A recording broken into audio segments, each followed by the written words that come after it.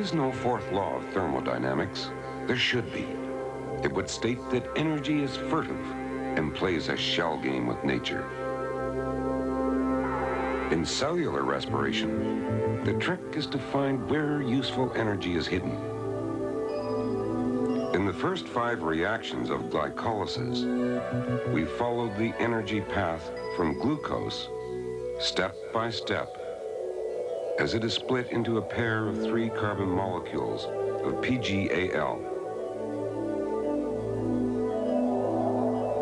For the second half of glycolysis, bear in mind that although everything occurs in duplicate, we're going to track only one PGAL.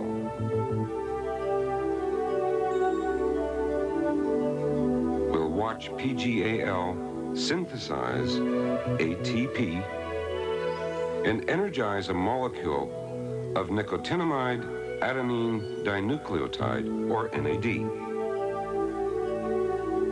NAD is one of a group of intermediate energy carriers, which is used to generate ATP. Its complex structure is devoted to the transfer of energy. Here within this carbon ring, the positive charge represents an area of electron deficiency and drives NAD to snap up a pair of energetic electrons together with a hydrogen ion. In this form, the energized NAD molecule is called NADH. For simplicity, we'll represent the electron-deficient NAD as NAD+, and the electron-rich NAD as NADH. Now let's return to glycolysis. In reaction 6, NAD+ saddles a molecule of PGAL. And with the aid of an enzyme, NAD+ picks up 2 electrons and a hydrogen ion. The product is an energy-rich NADH. In this exchange, PGAL grabs a free phosphate to form diphosphoglycerate, or DPGA.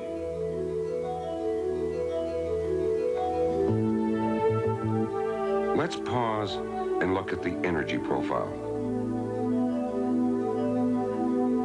Over the first 5 reactions, energy was cranked into the pathway. Now, in reaction 6, some of the energy of PGAL is shunted out of the pathway in NADH. Charged with 2 energetic, shall we say ambitious electrons, NADH is an excellent energy carrier. Recapping chemistry, PGAL, having released electrons, is oxidized.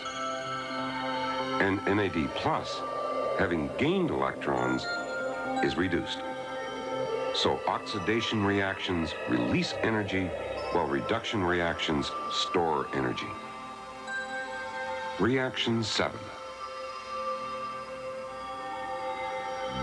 The molecule of DPGA encounters ADP. A phosphate is transferred to form ATP, leaving behind phosphoglyceric acid, or PGA. From here on, glycolysis is devoted to eking out just one more ATP molecule from the single PGA.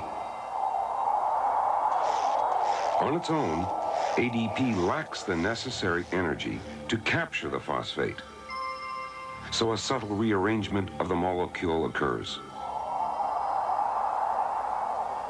Then in reaction 9, a molecule of water is lost, leaving phosphoenolpyruvate, or PEP.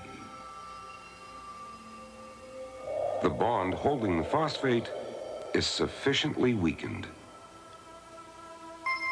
so that in the final reaction, ADP liberates the phosphate and makes the ATP we sought, and the 3-carbon compound pyruvate.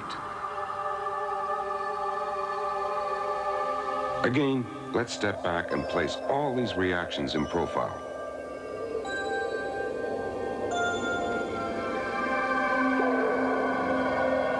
Two molecules of ATP infused energy into the system.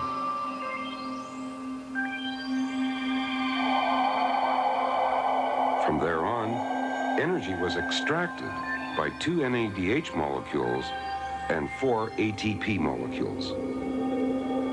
So what was the net gain? 2 ATPs were consumed, 4 were produced. The net gain was 2. Of the energy contained in the original glucose molecule, these 2 ATPs account for only 2.2%. The bulk of the energy is distributed between NADH, pyruvate, and heat. With a 2.2% payload, glycolysis in and of itself doesn't seem like a very effective engine. But when it comes to simple organisms like yeast, it just about gets the job done. These organisms survive. More so, they thrive with just a modicum of effort. Let's see why. Return to reaction 6. PGAL donates electrons to NAD+. But yeast has a very limited supply of NAD+.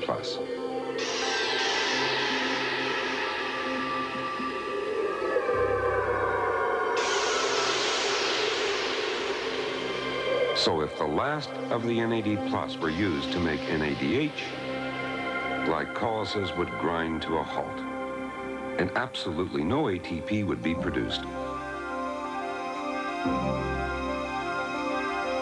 Yeast then resorts to a further strategy. It offers up its pyruvate. Carbon dioxide is removed, forming acetaldehyde. Next, NADH converts acetaldehyde to ethanol, common alcohol. This reaction produces NAD+, which feeds back into reaction 6 and continues to synthesize ATP. The extra steps that yeast took is called alcoholic fermentation. For simple life forms, glycolysis, together with alcoholic fermentation, satisfies their simple needs. However, higher life forms have to squeeze a lot more energy from NADH and pyruvate to enjoy the good life. In the next program, we'll examine the mechanism for extracting even more energy from pyruvate.